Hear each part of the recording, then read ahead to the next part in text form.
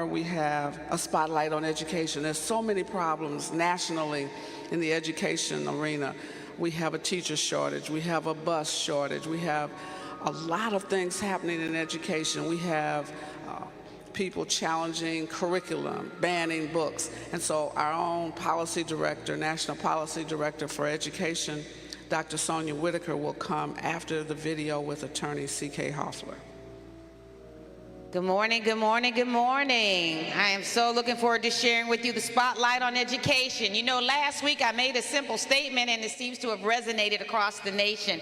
I stood in front of this podium and I asked the question, and how are the children? You all seem to like that. I reminded you that in Africa there's a tribe called the Maasai tribe, and every time the members of that tribe greet one another, they pose the question, and how are the children? And they really pride themselves on their response. Their response always collectively is, and are the children are well. And so I ask you today, how are the children? And I want us to make a promise to one another that every time we see each other, we'll ask ourselves that question and that we will respond in unison, and all the children are well. Now, I want to be honest with you. We know that not all the children are well, but our leader reminds us every single day that we are to keep hope alive. And so every time we respond that all the children are well, we're not fooling one another.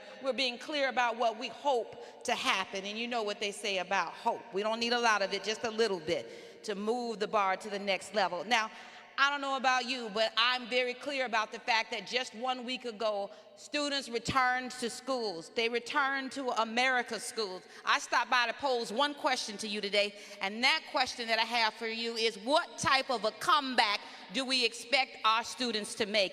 I don't know if you've been watching the U.S. Gymnastics Championships, but I like the comeback that Simone Biles is making. Raise your hand, let me know if you like the comeback. Well, I'm expecting our students to make that type of a comeback, but I think we have to ask ourselves a very honest question.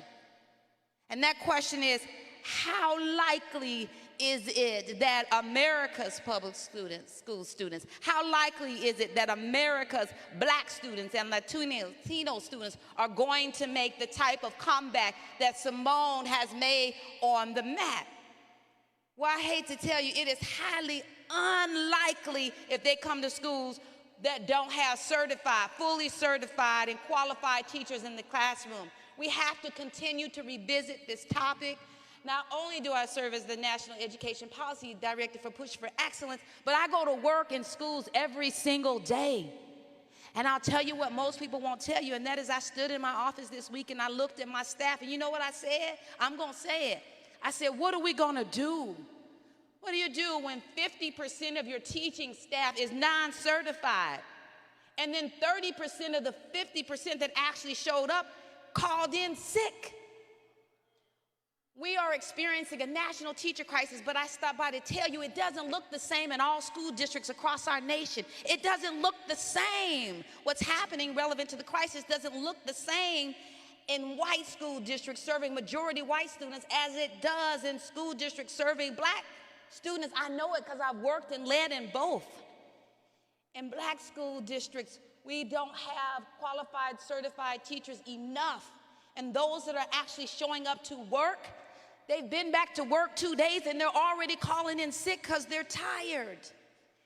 In the white school districts where I love to serve also, guess what I'm telling you what's happening there? Their teacher shortages are in the area of math and science.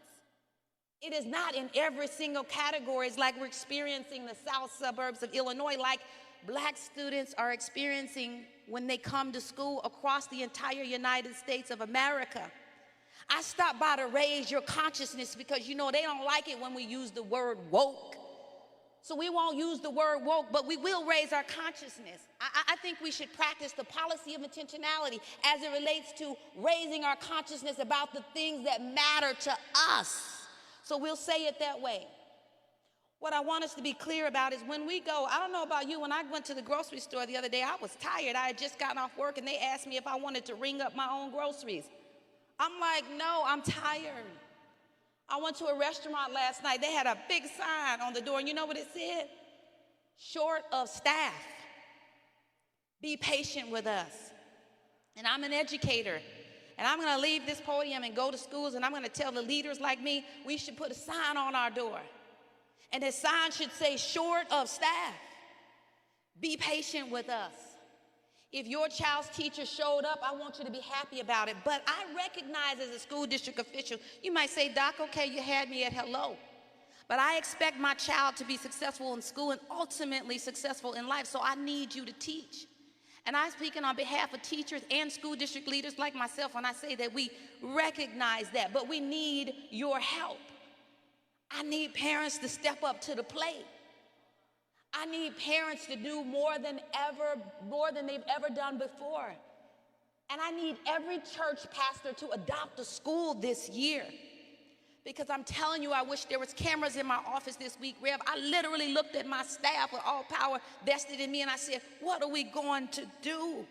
We can't just hire every single thing that walks off the street. So we need our parents to be creative. We need our pastors to do. If every pastor in this city alone would adopt a school, we would have more help than we've ever had before. Now, why aren't the teachers showing up? You all, and I'm telling you, not only the ones that are showing up, they're doing the work. But I had a teacher pull me to the side because of COVID. I started summer school early. And you know what he told me? He said, Doc, I need you to give me a week off. It brings tears to my eyes. I said, I didn't give you a week off this summer? He said, no, the kids got out on Thursday. You started summer school on Friday. They're tired. So they're dropping out of the profession. The other reason, and I'm going to give you hope, but I need you to know the brutal facts of reality is that politics have made its way in education. And teachers and administrators, we went into the profession because we're not politicians. And we need our elected officials. We need to vote. We need the right people representing us in office, but we are not politicians. Many of us don't aspire to be. But when a teacher shows up every single day and she looks on the news, particularly if she lives in states like Florida, and they're told that policies are passed that told them that you can't tell little girls and little boys that look like me, that people that look like them made significant contributions to society and that they're intellectually capable.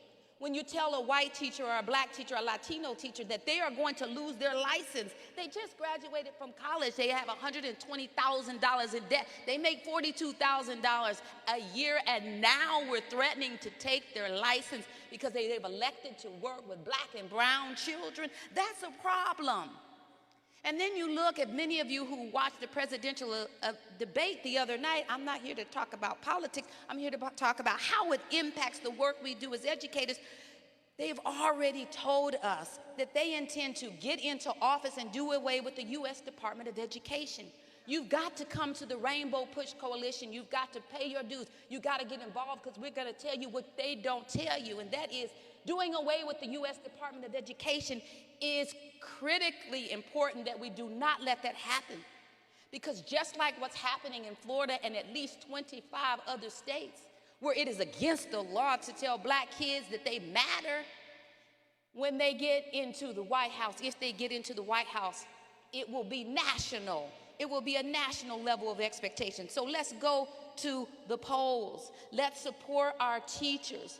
Let's recognize that when we say that there is a national teacher crisis, that it doesn't look the same in black schools.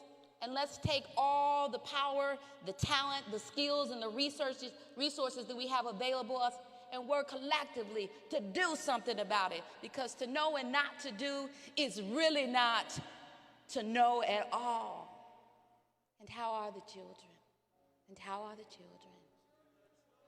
The children are well. The children are well. Thank you.